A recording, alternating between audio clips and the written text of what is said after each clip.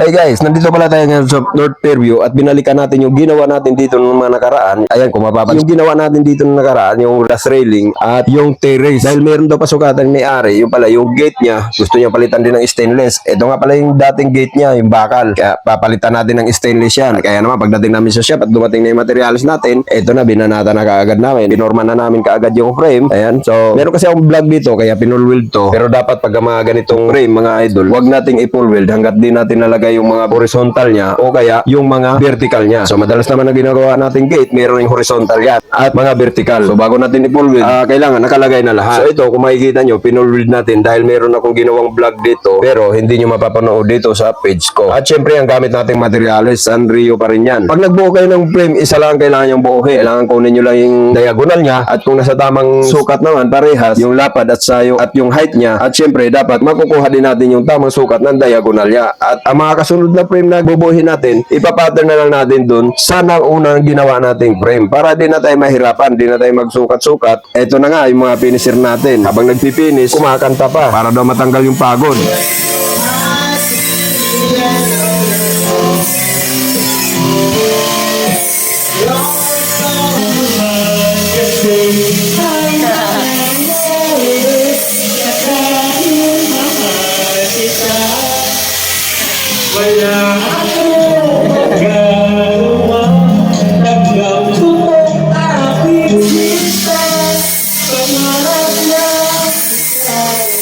At dumating na nga rin pala ang order nating WPC. Kailangan kasi natin to dahil ang design ng gate na gagawin natin ay combination ng WPC at stainless. At meron din siya nakapix na puro WPC ang ilalagay natin. Yung design kasi ng bahay na yun, meron siyang bricks. Kaya ang kulay ng WPC na in-order natin, halos hindi rin nalalayo dun sa bricks na kinakabit nila. 140 nga pala ang lapad ng WPC natin na to. 10mm naman ang kapal. 290 naman ang haba niya. Pinutol-putol ko na rin yung mga continuous na para sa vertical natin. Dahil ito nga yung gusto ng may-ari. Dumating na rin yung flower design natin na gold. At ganito nga pala itsura niya pag nakakabit. Meron lang tayong tatlong 1x1 dyan na naka-horizontal. Ganon kasing design na gusto ng may-ari. At yung baba nito, dito nakalagay yung ating WPC.